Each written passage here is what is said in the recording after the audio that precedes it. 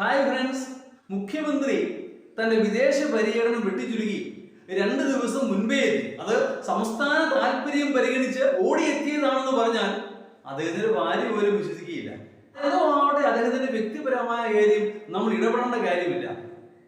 സന്ദർശനം വ്യക്തിപരമായിരുന്നോ, സ്വന്തം ചെലവിലാണോ പോയത്, സർക്കാർ ചെലവിലാണോ പോയത് എന്നുള്ളതൊക്കെ വേറെ വിഷയം.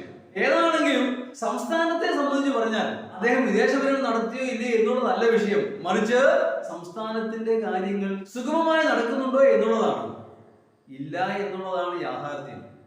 ഉദാഹരണത്തിന്, കഴിഞ്ഞ ഓണക്കാലം മുതൽ സപ്ലൈകോയുടെ അലമാരകൾ കാലിയാണ്. ഈ അടുത്ത ദിവസം ഞാൻ സപ്ലൈകോ വരെ പോയി. വെറുതെ ഒരു കൗതുകത്തിന് കയറി നോക്കി. സപ്ലൈകോയുടെ ഫ്രണ്ടിലെ കൗണ്ടറിൽ ഒരാൾ ഇരുന്ന് ഉറക്കം തൂങ്ങുന്നു. ഒറ്റ മനുഷ്യൻ അതിൻ്റെ അകത്തില്ല. അലമാരകളെല്ലാം കാലി. എന്തൊക്കെ പറഞ്ഞാലും വില നിലവാരം പിടിച്ചു നിർത്തുന്നതിൽ സപ്ലൈകോ വഹിക്കുന്ന പങ്ക് വിസ്മരിക്കാനാവാത്തതാണ്. അതുകൊണ്ട് തന്നെ ഇത് അക്ഷന്തവ്യമായ അപരാധമാണ് എന്ന് ഞാൻ പറയും. അവിടെ ഇവിടെ എന്തൊക്കെയോ ഇരിപ്പുണ്ട്, പഴയ സ്റ്റോക്ക്, ഡെഡ് സ്റ്റോക്ക്. അത് വാങ്ങിക്കാൻ പോലും പറ്റത്തില്ല. അതാണ് വിഷയം. അല്ലാതെ മുഖ്യമന്ത്രി വിദേശത്ത് പോയില്ലേ എന്നുള്ളതല്ല. നിങ്ങൾക്കറിയാമോ, ധനകാര്യ വകുപ്പ് സപ്ലൈകോയ്ക്ക് നൽകാണ് കുടിശ്ശിക എന്ന് പറയുന്നത് 1525 കോടിയാണ്. അതാണ് വിഷയം. ആ 1500-ല് ഒരു 500 രൂപ റിലീസ് ചെയ്തിരുന്നെങ്കിൽ ഈ കാലി അലമാരകളൊക്കെ ഒന്ന് നിറഞ്ഞേനെ. അദ്ദേഹം വിദേശത്തോ സ്വദേശത്തോ എവിടെയെങ്കിലും പോകട്ടെ. സംസ്ഥാനത്തിന്റെ കാര്യങ്ങൾ ഭംഗിയായി നടക്കുന്നിടത്തോളം കാലം അദ്ദേഹം എവിടെ പോയി എന്നുള്ളത് നമ്മൾ അന്വേഷിക്കേണ്ട കാര്യമില്ല. നടക്കുന്നില്ല. സപ്ലൈകോയുടെ കാര്യത്തിൽ മാത്രമല്ല, പൊതുവെ എല്ലായിടത്തും സാമ്പത്തിക ഞെരുക്കത്തിന്റെ പ്രതിധ്വനി സകലമാന മേഖലകളിലും ദൃശ്യമാണ് എന്നുള്ളതാണ് യാഥാർത്ഥ്യം.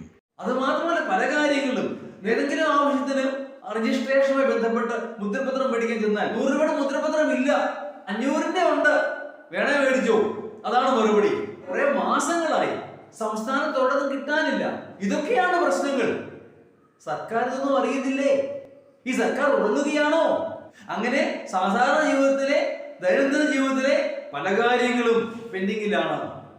അതോടൊപ്പം തന്നെ സ്ഥിരീകരിക്കാത്ത വാർത്തകൾ കേട്ടു. താമസിയാതെ മന്ത്രിമാരുടെയും MLA-മാരുടെയും ഒക്കെ ശമ്പളം കൂട്ടാൻ പോകുന്നുവെന്ന്. അതിന് കുഴപ്പമൊന്നുമില്ല, ഉറപ്പൊന്നുമില്ല, എന്റെ തെളിവൊന്നുമില്ല. പക്ഷേ മനോരമ ഉൾപ്പെടെയുള്ള മുഖ്യധാര മാധ്യമങ്ങൾ പലതും ഈ വാർത്ത റിപ്പോർട്ട് ചെയ്തിരുന്നു. എന്ന് പറഞ്ഞാൽ ധൂർത്ത് പലവിധം തുടരുന്നു. നമ്മുടെ ടാക്സ് മണിയാണ് അവർ ധൂർത്തടിക്കുന്നത്. മന്ത്രിമാരും MLA-മാരും ഒക്കെ ഭരണ പ്രതിപക്ഷ വ്യത്യാസമില്ലാതെ അങ്ങനെ ചെലവഴിക്കുന്നതുകൊണ്ടാണ് നിത്യദാന ചിലവുകൾക്കായി ചിലവഴിക്കാൻ സർക്കാരിന് പണം ഇല്ലാതെ വരുന്നത്. അതിന് കടിഞ്ഞാണിടാതെ ഈ നാട് നന്നാവുകയില്ല. ആരോട് പറയാൻ? കേഴുക കേരളമേ.